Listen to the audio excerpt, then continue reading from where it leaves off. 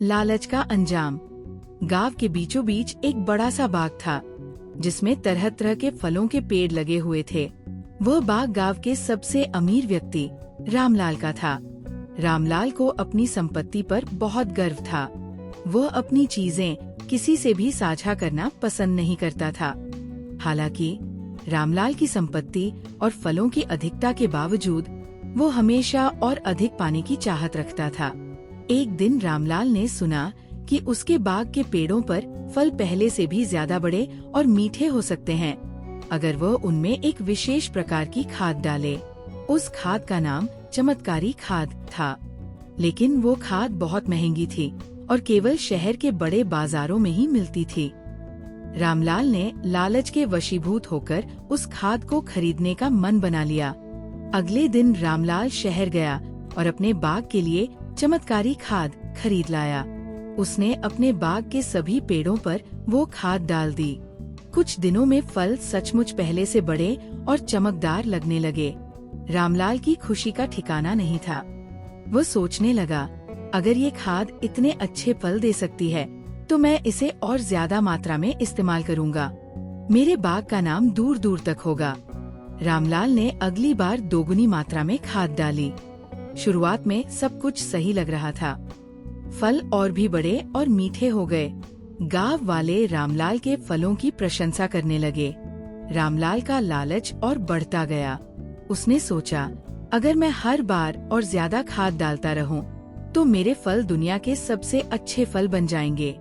लेकिन कुछ ही हफ्तों बाद बाग के पेड़ों की हालत बिगड़ने लगी। उनकी पत्तियां मुरझाने लगी और फल गिरने लगे। रामलाल परेशान हो गया। उसने सोचा, ये क्या हो रहा है? मैंने तो पेड़ों की देखभाल में कोई कसर नहीं छोड़ी, फिर ऐसा क्यों हो रहा है? एक दिन गांव के एक बुजुर्ग, जिनका नाम हरी काका था, रामलाल के बाग में आए। उन्होंने देखा कि पेड़ सूखने लगे हैं और फल खराब हो रहे हैं। हरी काका ने रामलाल से कहा, तुमने इन पेड़ों पर इतनी अधिक मात्रा में खाद क्यों डाली? पेड़ भी इंसानों की तरह होते हैं, जरूरत से ज्यादा कुछ भी उन्हें नुकसान पहुंचाता है। रामलाल ने हरी काका की बात सुनी, लेकिन उसे अपनी गलती पर विश्वास नहीं हुआ। उसने सोचा, ये बूढ़े आदमी क्या जाने, मैंने तो अपने पेड़ों के भले के लिए ही किया है।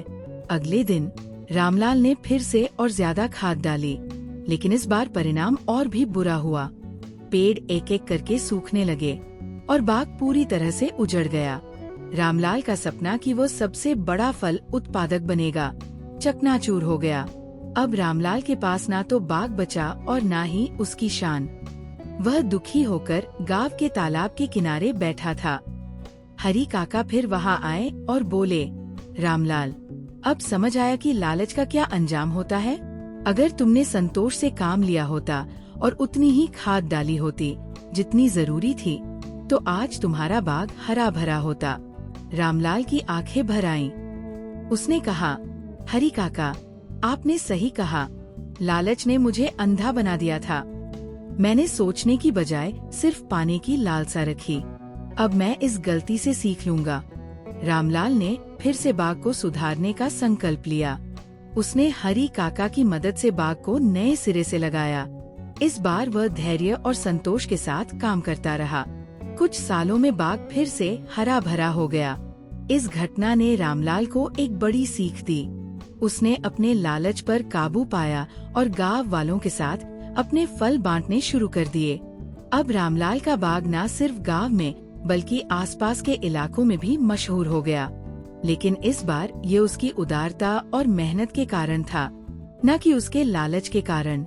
शिक्षा: लालच इंसान को कभी सुख और सफलता नहीं देता। जरूरत से ज्यादा पाने की इच्छा हमेशा विनाश का कारण बनती है। संतोष और मेहनत से ही असली सफलता मिलती है।